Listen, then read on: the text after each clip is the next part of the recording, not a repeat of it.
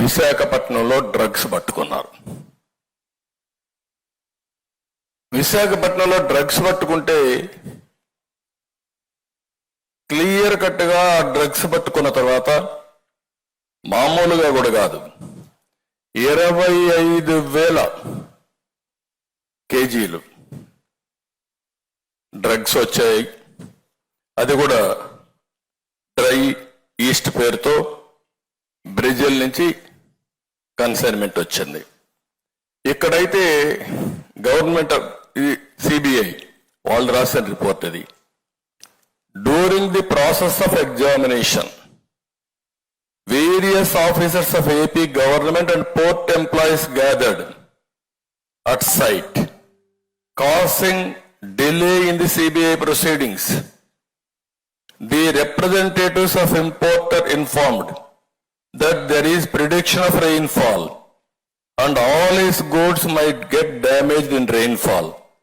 Hence request to keep the goods inside the container for the day for its safety custody.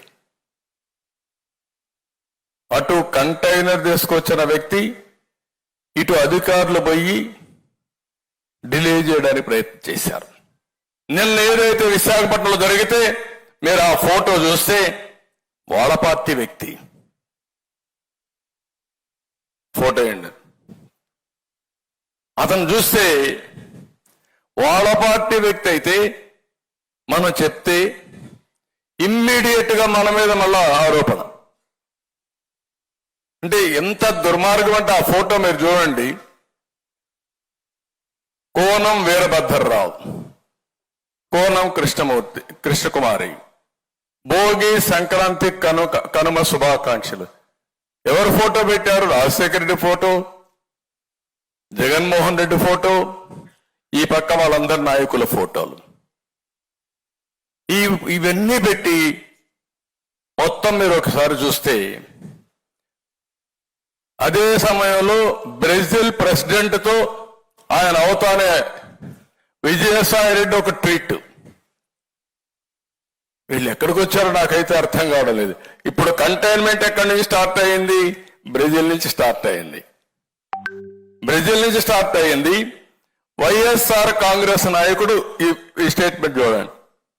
Clear గా congratulations to Luiz Inacio Lula da Silva on being elected as the new president of Brazil, hoping that the new government will strengthen democracy in the country and put an end to years of decisive administration. Brazil president తో connection ఉంది. గొప్ప నాయకుడు కదా ఆయన, ప్రధానమంత్రి స్థాయి వ్యక్తి ఇతను కాదు, ఇంటర్నేషనల్ మాఫియా. అదే వీళ్ళు చేసే పని. ఆయన స్టేట్మెంట్ ఇస్తాడు, నాకు పురంధేశ్వరి రిలేటివ్ అంట, నాకు సంబంధాలంట. అంటే అడ్డంగా మీరు ఎందుకు అర్థం చేసుకోవాలంటున్నారంటే 5 సంవత్సరాలు ఈ రాష్ట్రంలో డ్రగ్స్ మాఫియాని పెంచి పోషించి కడాన రాష్ట్రాన్ని నాశనం చేసి ఈరోజు ఇంటర్నేషనల్ మాఫియాతో సంబంధాలు ఎస్టాబ్లిష్ చేసే పరిస్థితికి వచ్చారంటే వీళ్ళు ఏమన్నా నాకైతే అర్థం కావడం లేదు.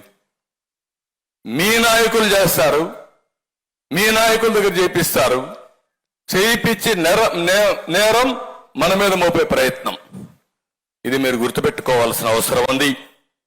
అందుకే నేను చాలా స్పష్టంగా చెప్తున్నా, ఈరోజు ఇక్కడ జరిగే విషయాలు మీరు చూస్తే ఈ రాష్ట్రంలో వచ్చే డబ్బులంతా ఇంటర్నేషనల్కి వెళ్ళిపోతున్నాయి, విదేశాలకు వెళ్ళిపోతున్నాయి హవాలా రూట్లో. ఇవి కానీ ఈ రోజా రేపా ఎల్లుండా మనకు తెలియదు. నిన్న మీరు చూస్తే అక్వా ఏదైతే కంపెనీ ఇప్పుడు మనం మాట్లాడుతున్నామో ఆ వ్యక్తి కోనం వీరభద్రరావు, సంధ్య అక్వా ఎక్స్పోర్ట్ పేరుతో వచ్చింది. ఇది అతను వైసీపీ నేత